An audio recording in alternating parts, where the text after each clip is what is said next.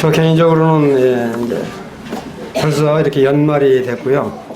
한 2주 동안은 참 카톡을 볼 시간도 없을 만큼 바빴던 시간이었던 것 같습니다. 이렇게 형제자매님들 얼굴을 뵈니까 굉장히 반갑습니다. 근데 오늘 이렇게 드릴 말씀은 주제를 이렇게 잡아봤어요. 죽음은 시작이다. 상당히 좀 딱딱하신 것 같죠? 우리 인생은 하나님의 특별하신 이 관심과 계획 가운데서 그 만들어진 존재들이라고 생각이 되어집니다. 그 좀 주님의 지음받은 목적과 창조자의 뜻에 맞게 사는 것이 합당한 삶이라고 하는 것을 모르시는 분은 한 분도 안 계실 겁니다.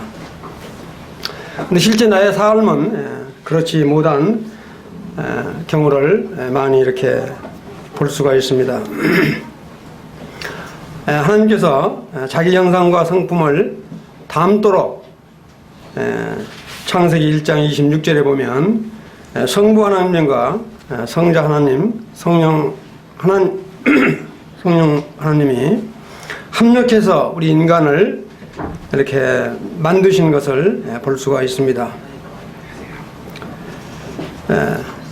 그 말씀에 보면 우리가 사람을 만들고 하늘새와 가축과 온 땅과 땅에 있는 모든 것을 다스리게 하자 하시고, 이렇게 하나님이 자기 형상 곧 하나님의 형상대로 사람을 창조하시되 남자와 여자로 창조하시고 이렇게 그들에게 복을 주시며 이렇게 말씀을 하고 계십니다.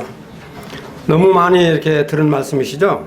특히 이제 생육하고 번성하고 충만하고 정복하라. 그리고 나중에 뭐를 말씀하냐면 움직이는 모든 생물들을 다스리라.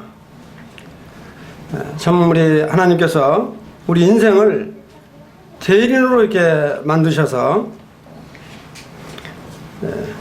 움직이는 모든 생물들을 다스리게 하신 것을 생각할 때 정말 우리 하나님 앞에서 얼마나 참 존귀한 자인가를 깨닫고 이렇게 그분의 뜻에 맞는 삶을 추구해갈 때는 참 우리들에게 기쁨이 있고 참 이렇게 찬송이 있는 것을 발견하게 됩니다. 그런데 그렇게 되지 못할 때 우리들에게 무척 고통스럽고 참 힘이 드는 그런 것들을 잘 알 수가 있습니다. 이렇게 창조된 우리 그 다윗이 고백을 했어요. 어떤 고백을 했냐면, 감사합니다. 그 시편 139편을 이렇게 펴보면 우리 다윗이 이렇게 표현을 합니다. 주께서 내 내장을 지으시고 나의 모태에서 나를 만드셨나이다. 내가 주께 감사함은 나를 지으심이 심히 기노하심이라. 주께서 하시는 일이 기이함은 내 영혼이 잘 아나이다. 내가 은밀한 데서 지음을 받고 땅의 깊은 곳에서 기이하게 지음을 받을 때 나의 형체가 죄 앞에 숨기지 못하였나이다. 내 형질이 이루어지기 전에 죄의 눈이 보셨으며 나를 위하여 정한 날이 하루도 되기 전에 죄의 책에 다 기록되었나이다. 이렇게 고백을 했는데, 정말 저는 창조물 중에서도 우리 사람처럼 정말 이렇게 오묘하게 지으신 것을 생각을 할 때가 참 많이 있습니다. 정말로 우리 인간이 하나님께서 우리 인간을 지어 만드실 때 정말 그 모든 것들을 보면 얼마나 참 신묘막시한지, 정말 그 이치를 어떻게 다 알아서 만드셨는지 제가 그 이야기를 한번 들어봤어요. 정말 우리 인간이 처음 수정을 할 때 제일로 먼저 형성되는 것이 뭐냐면 심장박동이라고 합니다. 어린이가 이렇게 어머니 뱃속에서 막 정자한 자가 수정을 딱 이뤘을 때 제일 먼저 생기는 게 다른 게 아니라 심장박동이라고 그래요. 그 심장박동이 그때부터 이렇게 움직이기 시작해서 이렇게 숨이 끊어질 때까지 그 심장박동은 계속 일평생 한다고 하는 말을 들을 때 정말 누구도 그와 같은 그 심장박동을 만들어내신 하나님에는 도저히 알 수가 없다고 그래요. 의사들도 도저히 그게 어떻게 그렇게 형성됐는지를 알 수가 없다고 하는 말을 들을 때 정말로 기이하다, 우리 인생은. 그렇게 기이하게 만드신 우리가 얼마나 귀하고 존귀한 자인가를 생각하시면서 하십니까? 아니면 나는 뭐 그저 그런 자라고 생각하시면서 합니까? 히브리 기자는 그렇게 또 표현을 하죠. 지으신 것이 하나도 그 앞에 나타나지 않은 것이 없다. 그러니까 우리 지음받은 우리 존재들은 하나님 앞에서 이렇게 다 나타나 드러나 보인다라고 하는 것을 말씀하고 계십니다. 하나님이 우리 인생을 친히 지어 만드시고 우리 인생 사는 모습을 지켜보시면서 생각할 때 참 내가 얼마나 하나님 앞에서 존귀한 자로, 정말 존귀한 자답게 살아왔고 지금도 살아가고 있는가, 이런 것을 우리 하나님이 이렇게 다 지켜보시면 참 우리가 어떠할까. 근데 하나님 앞에서 내가 행한 모든 사실들을 언젠가는 직고한다라고 하는 사실입니다.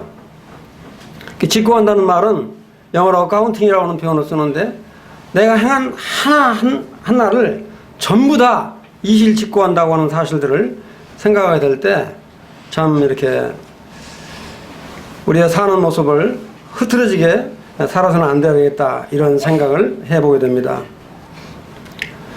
그러면서 우리 성도는 이렇게 침례를 받게 되는데, 침례를 받을 때 우리가 주님과 함께 죽는다고 그러죠. 주님과 함께 죽고, 내가 만약 주님과 함께 수장될 때 영원히 이대로 만약에 죽어버린다면, 주님 나라에 간다면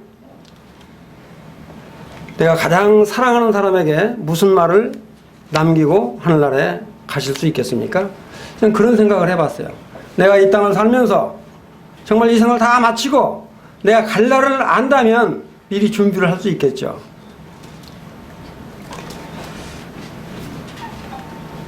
근데 우리는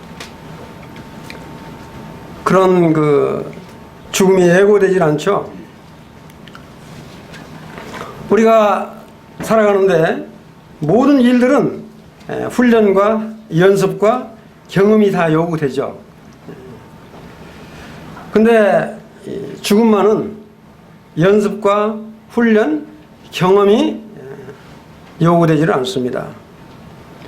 태어날 때는 순서가 있고, 언제 태어난다고 하는 애정이 있고, 또 이렇게 태어날 때 세상을 향해서 하고 애침이 있죠. 이렇게 부르짖음이 있습니다.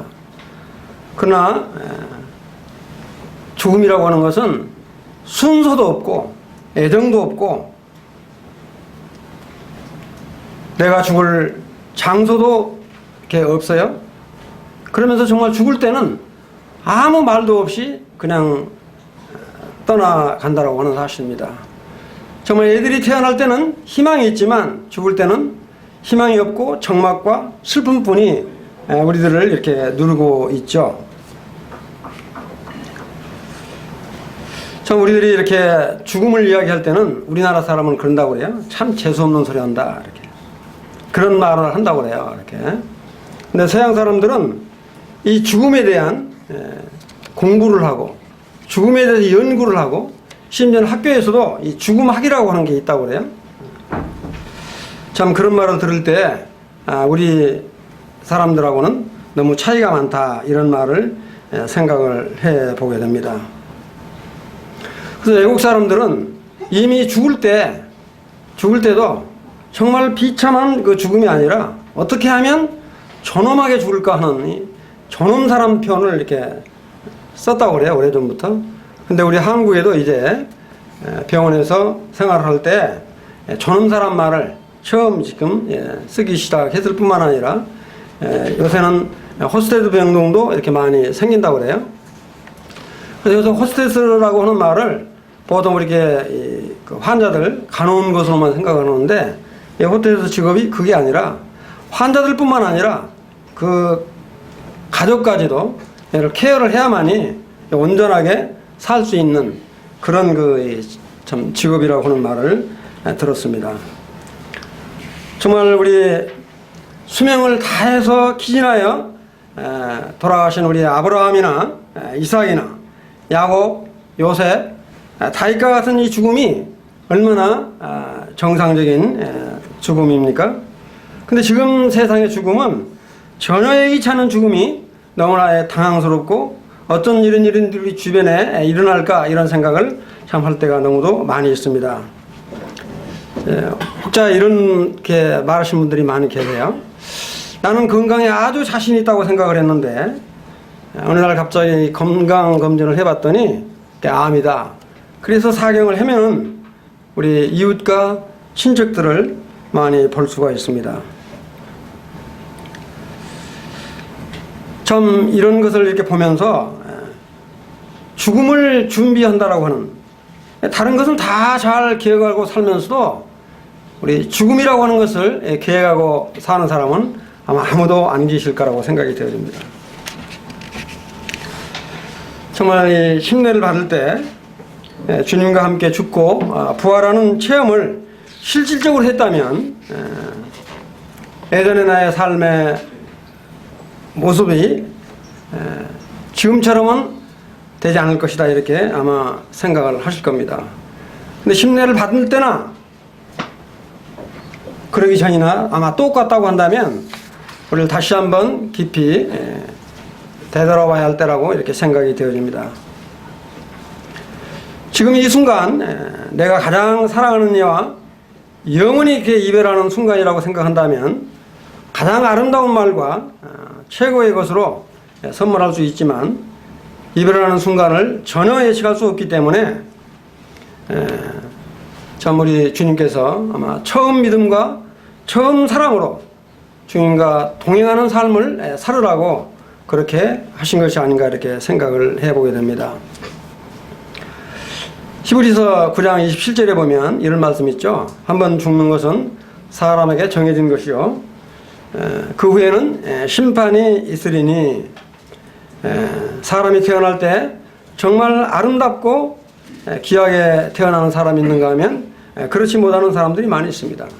저는 여기서 성경에서 두 분을 예를 들어서 말씀을 드리려고 하는데, 정말 이 모세의 운명은 얼마나 기구한가 이런 것들을 이렇게 생각을 해보게 되는데, 정말 모세는 엄마 젖을 떼기도 전에 태어난 지 3개월 만에 참 갈대아 상자에 강보에 쌓여서 나일강에 이렇게 버려지게 되죠. 이렇게. 그래서 목욕으로 나왔던 이 공주가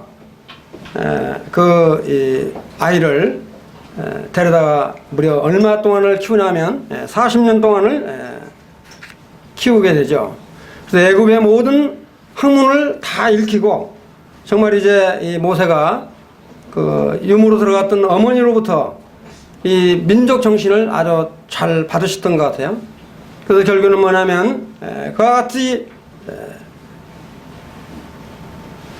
애굽의 모든 학문을 다 읽히면서도 어느 날 애굽인과 히브리인이 싸울 때 애굽인을 쳐 죽임으로 말미암아 결국은 미디안으로 이렇게 방랑생활을 떠나죠. 거기서 무려 40년 동안을 양치기로 이렇게 생활을 하는 모습을 볼 수가 있습니다. 정말 하나님도 정말 이 모세를 들어 쓰시려면 그렇게 좀 학문을 읽히고 정말 이렇게 한참 일할 나이를 40대에 글을 부르셨어도 될 텐데, 이제 고령의 나이 80이 된 정말 이제 무기력하고 아무것도 할 수 없는 전적으로 하나님만을 의지하고 사는 그 모세를 나이 80에 택한 모습을 볼 수가 있습니다. 그래서 그를 지도자로 삼고 무려 애굽에서 430년 동안이나 이렇게 종살이했던 이스라엘 백성들을 이렇게 출애굽을 시키고 홍해를 건너서 결국에는 40 동안 방황을 하다가 어디에서 만나냐면 가데스 바나나 무리바에서 이 백성들이 너무 목이 마르니까 원망을 하죠. 물 달라고. 그럴 때 우리 모세가 어떤 표현을 하냐면 민수기 20장 8절을 이렇게 한번 펴보시면 이런 말씀을 하십니다.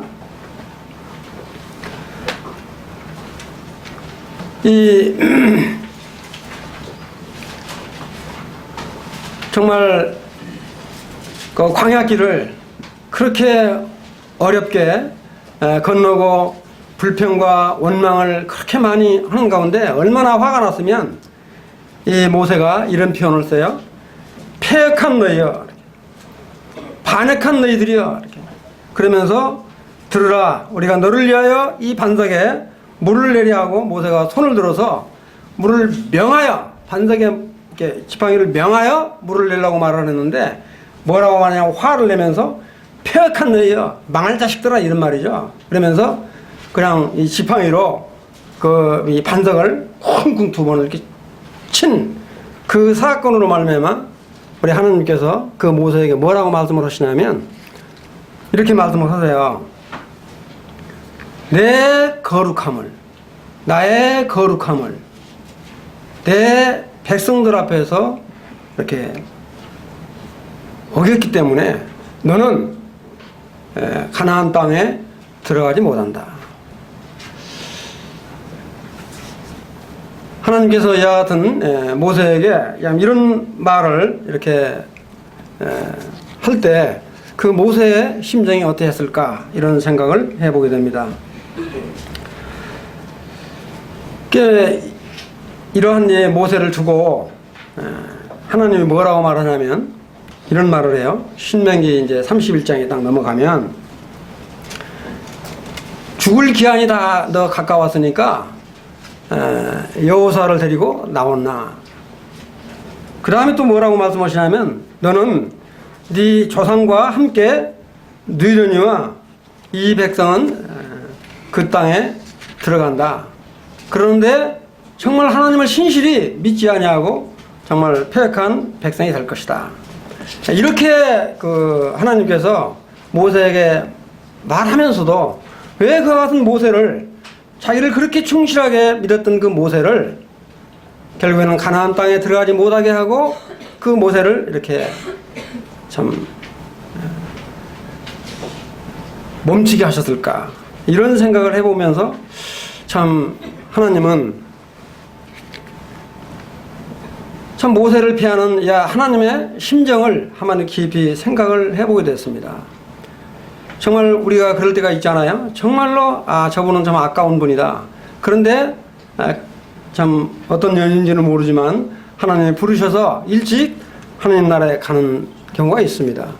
그와 마찬가지로 정말 모세도 하나님 앞에서 그렇게 충성스럽게 일을 했음에도 불구하고 좀 백성들이 원망하는 그 분에 못 이겨서 이 패역한 자들이라고 말을 하고, 어떻게 표현을 하면 아까도 말을 했지만 내 거룩을 깼다 이러면서 못 들어가게 하시는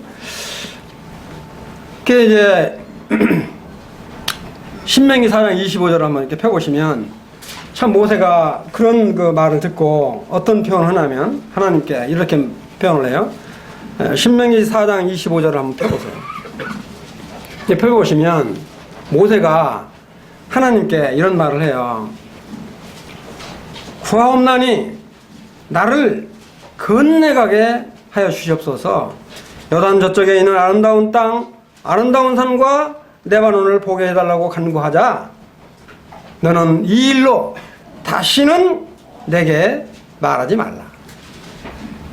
다시는 나한테 이런 기도를 한다든지 간구를 한다든지 부탁을 하지 말라라고 명하신 그 뒤로는 모세가 다시는 하나님께 그걸 따져 묻거나 반문하거나 고려해 줄 것을 말하지 않고 잠잠히 여호와 말씀을 인내하며 따라가는 그 순종하는 그 모습을 보게 될 때 참 너무 아름답고 이렇게 귀한 그런 모세를 이렇게 볼 수가 있습니다. 사랑하는 형제자매들은 어떻겠습니까?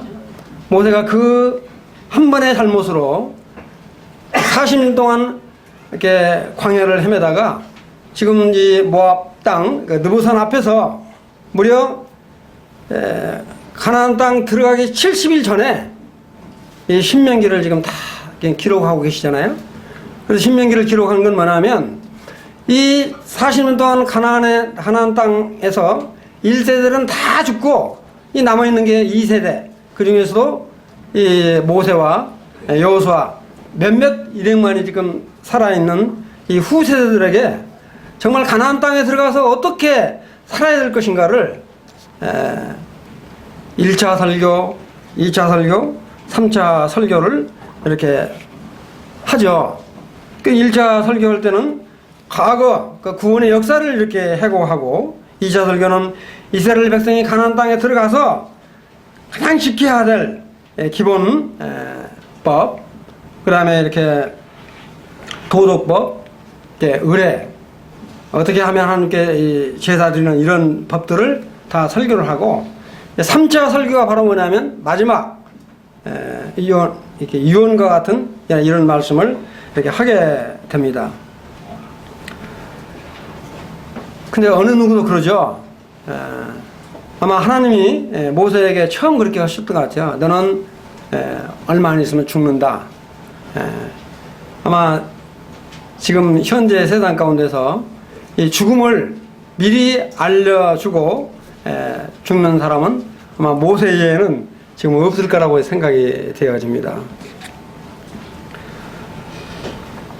참 하나님이 느보산에 올라가서 비스가 산 꼭대기에 브엘세바부터 북쪽 단까지 다 보여주지만 너는 요단강을 건너지 못한다. 참 이 말을 몇 번 이렇게 하나님이 직접 이렇게 모세에게 말을 해요.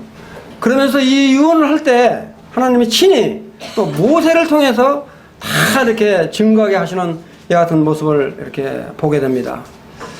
참 이런 것들을 보면서 정말 우리가 마지막 주님 나라에 갈 때까지 어떠한 삶의 지표로 삼아야 될 것인가 하는 것들을 이렇게 많이 생각을 해 보게 되었습니다. 이제 모세가 그렇게 하나님으로부터 곧 이제 부르심을 받는다고 하는 것을 알면서 이와 같은 그 자기 백성들에게 유언을 하는 모습들을 보게 될 때, 사랑하는 형제자매님들, 정말 내가 가장 사랑하는 이에게 어떠한 말씀으로 유언을 남긴다면 남기시겠습니까? 근데 우리 모세는 자기 백성들에게 이와 같은 유언을 남겨요. 신명기 29장을 보면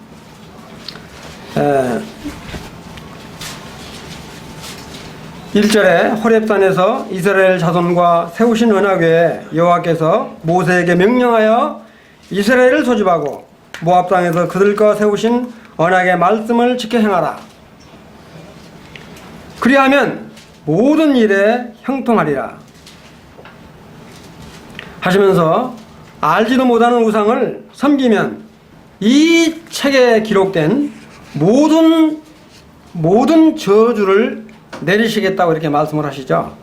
근데 이 성경에 나오는 이 저주의 말들을 읽어보면 너무도 이렇게 끔찍스러운데, 만약에 이 말을 어기면 이 같은 모든 저주를 다 받을 것이다, 이런 말을 지금 자기 백성들에게 지금 말을 하고 있습니다.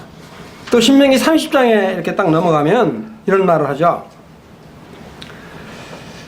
내 하나님 여호와를 사랑하고 그 말씀을 청종하며 또 그 그를 의지하라. 그는 내 생명이시요 내 장수이시니 여호와께서 내 조상 아브라함과 이삭과 야곱에게 주리라고 맹세하신 땅에 거주하리라고 이게 말씀을 하고 계십니다. 근데 또 신명기 31장에 2절로 넘어가면 이제 이 모세가 어떤 말을 하냐면 이런 말을 해요. 백성들을 향해서 내 나이 지금 120세다. 내 나이 120세. 더 이상 이렇게 거동이 불편하다. 출입이 하기가 어렵고 여호와 하나님께서도 내가 요단을 건너가지 못하리라고 이렇게 말씀을 하시는데, 하시면서 어떤 이제 부탁을 하냐면 이런 표현을 해요. 너희는 강하고 담대하라. 두려워하지 말라. 그 다음에 그들 앞에서 떨지 말라. 이는 내 하나님 여호와와 그가 너와 함께 하시며 결코 너를 떠나지 아니하시며 버리지 아니하실 것임이라. 이런 그 말씀을 우리 그 모세가 지금 백성들을 향해서 이렇게 말을 합니다. 그러면서 여호수아에게는 이렇게 말을 해요. 신명기 31장 29절을 한번 펴보시죠. 보시면 우리 이제 백성들에게 이와 같이 유언의 말씀을 하시고, 이 모세가 여호수아에게 어떤 말을 하냐면 이런 표현을 해요. 지금 내가 말한 이 율법책을 너희 하나님 언약궤 옆에 두고 증거로 삼아라. 그러니까 내가 말한 이 율법을 정말 없애지 말고 귀하게 어디다가 증거로 삼으라고 하냐면 하나님의 법궤인 그 옆에 두어라.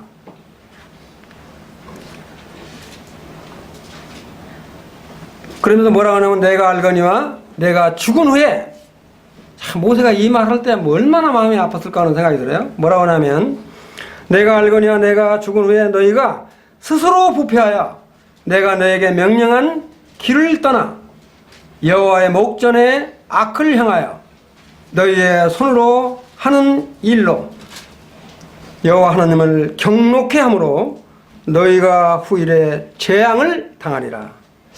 이런 그 지금 말을 해요. 우리 모세가 여호수아에게. 그럴 때 이 이스라엘 백성이 지금 내가 말하는 이 하나님의 법도를 지키라고 하는 이 말을 이스라엘 백성들이 준행하지 않을 것을 알면서도, 또 모세 하나님도 알고 모세도 알면서 이 여호수아에게 이렇게 말하는 그 심정이 참 어땠을까, 이런 생각을 해보게 됩니다. 신명기 이제 32장 45절 46절에 보면 이제 모세가 이 모든 말씀을 온 이스라엘에게 말하기를 마치고 그들의 이르되 내가 오늘 너희에게 증언한 모든 말을 너희의 마음에 두고 너희 자녀에게 명령하여 이 율법의 모든 말씀을 지켜 행하라. 이렇게 이제 부탁을 하죠. 그러면서 이제 신명기 33장에 딱 넘어가면 쭉 지금 27장부터 지금 유언의 말을 쭉 하다가 이제 마지막 33장에 보면 이제 지파 전부 모이게 해서 지파별로 이렇게 이제 축복의 예언을 이렇게 쭉 합니다. 근데 이 축복의 예언은 마치 야곱이 12 자녀를 불러놓고 축복하는 것과 너무 아주 이렇게 유사한데, 그 중에서 놀라운 게 있어요. 이렇게. 우리 이 모세가 이거 12지파 중에서 한 지파를 딱 빼고 이렇게 축복을 해요. 제일 먼저 루벤에게 이렇게 말하는데, 루벤에게는 종교 보존에 대한 축복을 이렇게 하죠. 그래서 두 번째는 뭐냐면 유다 지파에게 통치권에 대한 축복을 하고요. 그 다음에 세 번째 레위 지파한테는 정말 영적 지도자가 될 축복을 하게 돼요. 근데 잘 아시다시피 이 시몬과 레위는 형제간이죠. 근데 똑같이 이 시몬에게는 이 축복을 하지 않아요. 아예 거기는 뺐는데, 이거는 아마 여동생 디나를 세겜이 겁탈을 해서 결국에는 디나를 나의 아내로 달라고 이렇게 야곱한테 이렇게 청을 하죠. 근데 그 이야기를 들은 시몬과 레위가 반대를 하다가 제안한 게 무슨 제안을 하죠? 세겜과 하몰 이 모든 사람들이 이렇게 할례를 받아라. 그러면 청혼을 들어주겠다. 근데 사실 이와 같이 그러면 좋다. 그래서 할례를 받았는데 할례를 한 3일 만에 가서 전부 세겜족 하몰 일행을 전부 다 이렇게 죽여버리는 그런 사건이 나오죠. 그때 우리 야곱이 그거를 아주 이렇게 수치로 여기죠. 그것 때문에 레이와 스므온은 우리 야곱이 저주를 내리죠. 그런데 이 레이는 이와 같은 그 축복을 받는 게 뭐냐면 모세가 시내산에서 율법을 십계명을 받고 내려올 때 금송아지를 만들어서 이렇게 막 흥청망청 이제 놀 때 이 모세가 화가 나가지고 그 돌판을 깨뜨리고 어떤 명을 하냐면 하나님 편의 선자는 나한테 오라. 그랬을 때 제일 먼저 온 사람이 누구냐면 레위 지파죠. 레위 지파가 이렇게 하나님 편에 딱 서서 이 모세가 어떤 명령을 내립니까? 지금 이와 같은 우상 숭배를 만들었던 모든 사람들을 전부 이쪽 문에서 이쪽 문까지 돌아가면서 다 죽여라 그러니까 이 레위 지파가 자기 형제들을 약 3,000명을 일제히 죽이는 사건이 나옵니다. 아마 이거를 보고 우리 레위에게는 모세가 이와 같은 축복을 내렸지 않나 하는 분별을 해보게 됩니다.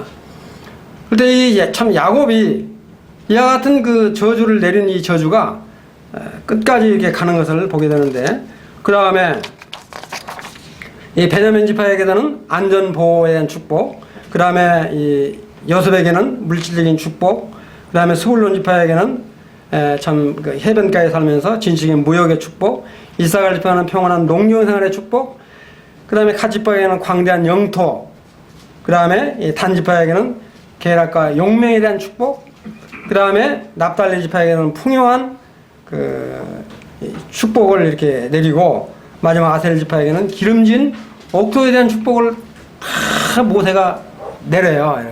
근데 그 같은 것은 창세기 49장에 나오는 야곱이 축복한 것과 거의 비슷한 것을 다시 한번 모세가 이렇게 내리는 것을 볼 수가 있습니다. 이 축복을 다 모세가 마치고 이제 하나님께서 말씀대로 느보산에 오르게 해서 데려가는 그 모습이 나오죠. 참 이 모세를 이렇게 34장 보면 참 모세를 하나님이 느보산으로 이렇게 신명기 34장 12절을 이렇게 보시면 느보산에 올라가서 저 아까 보이게 했던 그 단부터 부엘세바부터 단까지 다 보이고 죽어 장사 지냈다 그 말만 있지 뭐 이렇게 무덤이 어디 있는지는 알 수 없지만 그때 뭐라고 나오냐면 그 뒤에 그 나이가 120대인데 기력이 새하지 않고 눈이 흐리지 않았더라 그랬어요. 참 이와 같은 것을 볼 때 참 때가 되면 모세를 이렇게 거두시는, 그래 다시 모세를 거뒀지만 이 여호수아를 통해서 다시 새롭게 시작하는 그 같은 모습을 이렇게 보게 될 때 참 이렇게 주 안에서 죽는다라고 하는 것은 영원히 죽는 것이 아니라 모세가 죽음은 바로 이 부활을 또 다시 한번 생각하는 그런 계기를 볼 수가 있었습니다. 참 이 모세를 이렇게 생각을 하면서 또 다윗의 이제 죽음을 생각해 보지 않을 수가 없었어요. 이 부분은 시간이 없기 때문에 짧게 그냥 말씀을 드리려고 하는데 이 다윗 같은 경우는 정말 얼마나 파란만장한 인생을 살았습니까? 8째 막내로 태어나서 정말 이 목동지기로 아주 이렇게 신실하게 이렇게 생활을 했던 것 같아요. 그래서 이 양치기를 하면서도 정말 사나운 짐승들을 이렇게 피하지 않고 그들과 싸워서 이기는 이런 참 용맹스러운 다윗. 비록 그가 나이가 어리지만 전쟁터에 가서 물맷돌로 참 블레셋에 장수했던 골리앗을 이기는 이런 사람이었죠. 심지어는 이 기름을 부음을 받고 이스라엘 왕으로 취임된 지 바로 이렇게 기름 부음을 받았지만 무려 15년 동안을 어떻습니까? 사울 왕으로부터 계속 쫓김을 받죠. 15년 동안 쫓김 받는다는 게 쉬운 일이 아닌데 쫓김을 받아요. 그 중간에 어떻습니까? 아들 압살롬으로부터 반역을 당하지를 않나?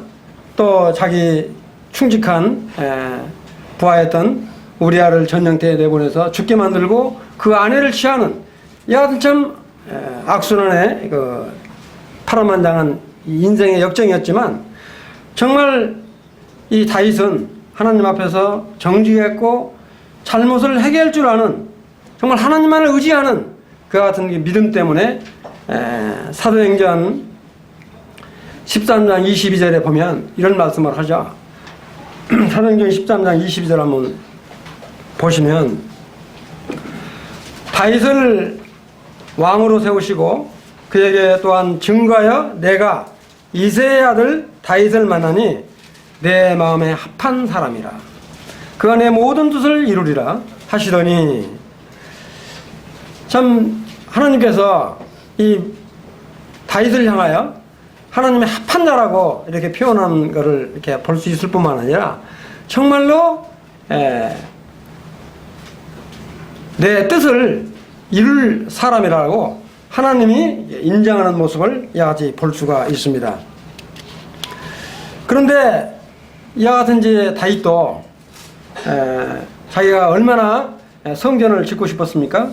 그런데 하나님께서 뭐라고 말씀하시냐면 네가 전쟁에 피를 많이 흘렸기 때문에 성전은 네가 짓지 못하고 네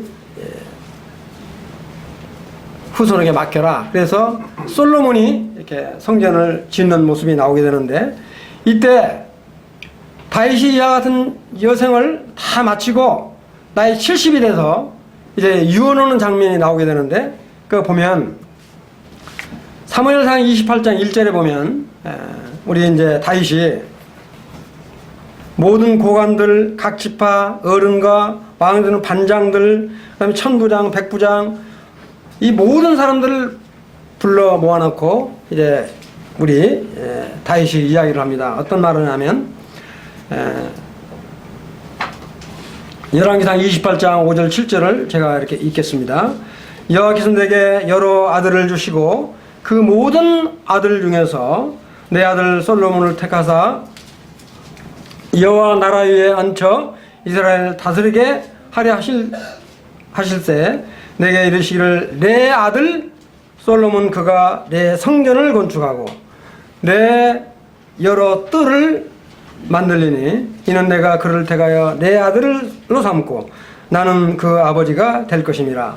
그가 만일 나의 계명과 법도를 힘써 준행하기를 오늘같이 하면 내가 그 나라를 영원히 견고하게 하리라 하셨느니라. 이 백성들에게 이 다윗 왕이 무려 아들 몇십 딸까지 합쳐서 한 17명 그렇게 돼요. 그런데 그 중에서 솔로몬을 자기 후계자로 삼아서 지금 백성들에게 솔로몬을 내 후계자로 삼는다. 그리고 이런 계명들을 잘 지킬 것을 지금 이렇게 말을 하고 있습니다. 근데 특히 이제 우리 다윗이 사무엘상 28장 9절에 보면 자 한번 펴보세요. 거기 보면 28장 9절 열왕기상 28장 9절에 보시면 열왕기상 28장 9절입니다. 내 아들 솔로몬아 너는 내 아버지의 하나님을 알고 온전한 마음과 기쁜 뜻으로 섬길지어다. 여호와께서는 모든 마음을 감찰하사 모든 의도를 아시나니 내가 만일 그를 차리면 만날 것이요 만일 내가 그를 버리면 그가 너를 영원히 버리시리라. 참 이 말 솔로몬한테 할 때 어땠을까 하는 생각이 들어요. 그 다음에 29장 11절에 보면 여호와의 우리 다윗이 여호와의 위대하심과 권능과 영광과 승리와 위엄이 다 주께 속하였사오니 천지에 있는 것이 다 주의 것이로소이다. 여호와여 주권도 주께 속하였사오니 주는 높으사 만물의 머리 시민이다. 이렇게 우리 다윗이 하나님을 아주 높이는 이런 참 모습을 보게 됩니다. 그 다음 이제 29장 19절에 보면 내 아들 솔로몬에게 정성된 마음을 주사, 하나님께 이렇게 이제 간구하는 거죠. 내 아들 솔로몬에게 정성된 마음을 주사 주의 계명과 권면과 율례를 지켜 이 모든 일을 행하게 하시고 내가 위하여 준비한 것으로 성전을 건축하게 하옵소서 하였더라. 이와 같이 말씀을 이렇게 남기는데, 참 이 유언을 보면 히브리서의 9장 16절에 어떤 말씀이 나오냐면 이런 말씀이 나와요. 유언은 유언한 자가 뭐라고 해요? 죽어야 되나니 유언은 그 사람이 죽은 후에야 유효한 듯 그랬어요. 유언한 자가 살아있는 동안에는 효력이 없다. 이렇게 지금 말씀을 하셨는데, 참 모세가 남긴 유언대로 만약 이스라엘 백성들이 그대로 다 준행했다면 얼마나 좋았을까. 그렇지 못하였죠. 다윗의 유언대로 솔로몬이 성전 건축을 잘 했지만 정말로 우상을 숭배하고 이방 여자들을 이렇게 들림으로 말미암아 남유다와 북이스라엘로 갈라지게 만들고 결국에는 이스라엘 국가가 패망으로 이어가는 선봉장의 앞잡이가 되는 꼴이 되어버린 이와 같은 이 교훈을 보면서 정말 이 유언대로 이루어지지 못했지만 후세들에게 새롭게 시작하는 계기를 말하는 것이 아닌가, 이런 생각을 이렇게 해보게 되었습니다. 정말 이런 것을 이렇게 보면서 정말 얼마 남지 않는 인생을 이렇게 우리들 다 실감하고 있을 것입니다. 모세가 우리의 연수가 70이요 강건하면 80이라도 그 연수에 달하는 수고와 슬픔뿐이요 신속히 가니 우리가 날아가나이다 라고 이렇게 말을 했어요. 참 횟수의 빠름은 참 너무너무 빠른 것 같아요. 참 제가 엊그제 같은데 우리가 아주 어렸을 때는 내가 언제 빨리 이렇게 큰 청년이 되나 이런 생각을 해보게 되죠. 그래서 10대 때는 10km로 가는데 20대는 20km로 달리고요, 세월이. 30대는 30km인데 정말 70이 되니까 70km, 상당히 빠른 속도로 가는 것 같아요. 실감을 이렇게 하게 되는데, 정말 이제 참 주 안에서 남은 인생을 정말 값지게 살다가 주님 부르시면 가기를 간절히 이렇게 소망을 합니다. 아까도 말씀드렸지만 아브라함의 죽음이라든가 이삭의 죽음, 야곱의 죽음, 참 모세의 죽음, 다윗의 죽음 등은 참으로 우리들 가운데 이게 소원이 되고 부름이 됩니다. 근데 이 성경에 보면 정말 엘리 제사장의 죽음이라든지 사울의 죽음이라든지 이세벨의 죽음 등은 정말 생각하기도 싫은 너무도 비참한 죽음이지 않습니까? 근데 문제는 이러한 죽음을 우리들이 선택할 수 없다는 데 참 안타까움이 있죠. 정말 우리 주 예수 그리스도를 증거하다가 순교를 당한 야고보라든지 스데반이라든지 바울이라든지 베드로 사도와 같은 이런 분들의 참 순교의 모습이 참 이렇게 아른거리는데, 정말 이 죽음의 종류도 보니까 엄청스럽게 많더라고요. 아까도 말씀드렸지만 이런 모든 이 죽음 가운데서 한 가지도 내 마음대로 선택할 수 없는 그런 사실인 것을 보게 됩니다. 그래서 저는 가장 가까운 아내와 자식들에게 실제 진지한 유언장을 이렇게 한번 써봤어요. 그러면서 나의 생활 태도가 좀 바뀌어가는 것을 볼 수가 있었습니다. 신앙생활을 그렇게 살지 못했지만 지금부터라도 주님 부르실 때까지 내가 남긴 유언대로 살다가 참 주님 나라에 가고 싶기 때문이었습니다.